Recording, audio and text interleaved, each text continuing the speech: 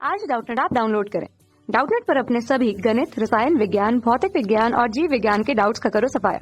बस प्रश्न की फोटो खींचो, एक ही प्रश्न को क्रॉप करो और तुरंत वीडियो सोल्यूशन पाओ। अभी डाउनलोड करें।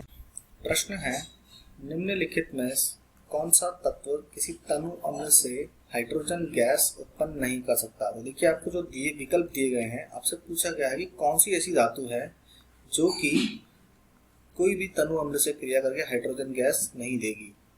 तो देखिए, पहला जो विकल्प दिया हुआ है पहला है जस्ता, दूसरा है तांबा, तीसरा है मैग्नीशियम, चौथा है लोहा।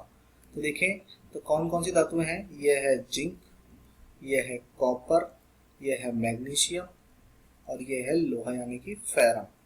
तो हमें देखना होगा कि जो अम्ल होता है वह सामान्यतः H+ देता है।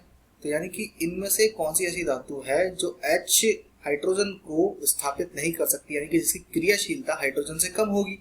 क्योंकि कोई भी अम्ल होगा, अम्ल जो होता है वह जलीय विलयन में H+ देगा, जलीय विलयन में हाइड्रोजन आयन देता है, हाइड्रोजन आयन देगा।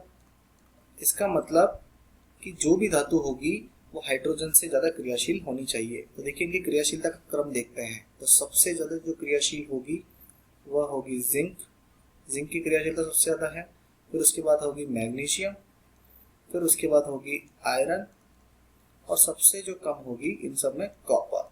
तो सबसे पहले तो देखते हैं कि जो कॉपर है इनकी क्रियाशीलता सबसे कम है, तो इसके सही होने के सबसे ज्यादा अवसर होंगे। तो क्या कॉपर की क्रियाशीलता हाइड्रोजन से कम होती है? तो देखिए, क्रियाशीलता के जो क्रम देखते हैं उसमें हम देखते हैं कि जो धातु में हाइड्रोजन के बाद कॉपर आता है, तो हाइड्रोजन कॉपर ये क्रियाशीलता का क्रम होता है। यानी कि हाइड्रोजन के नीचे कॉपर है, कॉपर के नीचे चांदी है, चांदी के नीचे सोना है। तो हाइड्रोजन की क्रियाशीलता कॉपर से ज्यादा होती है, यानी कि हाइड्रोजन की क्रियाशीलता जो होती है वह ज्यादा होती है कॉपर से। इसका मतलब कि वह हाइड्रोजन को विस्थापित नहीं कर पाएगा।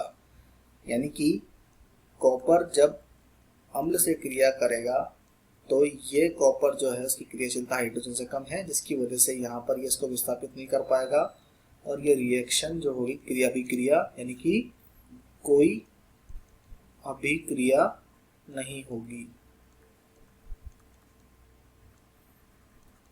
तो देखिए, इसका मतलब जो सही विकल्प है हमारा वो है हमारा तांबा यानी कि कॉपर। क्योंकि जस्ता, मैग्नीशियम और लोहा जब भी अम्ल के साथ क्रिया करेगा तो हमेशा हाइड्रोजन जो गैस है उसको विस्थापित कर देगा, जिसकी वजह से हाइड्रोजन गैस उत्पन्न होगी। तो उसका सही विकल्प जो है वो होगा तांबा यानी कि बी। ए भी गलत होगा, सी भी गलत होगा और डी भी गलत होगा। तो उम्मीद है आपको आपका उत्तर मिल गया होगा। धन्यवाद। कक्षा 6 से 12वीं से लेकर नीट, IIT, JEE वो एडवांस के लेवल तक 1 करोड़ से ज्यादा छात्रों का भरोसा। आज ही डाउनलोड करें डाउटनेट ऐप या व्हाट्सएप करें अपने सारे डाउट्स 8400 400 400 पर।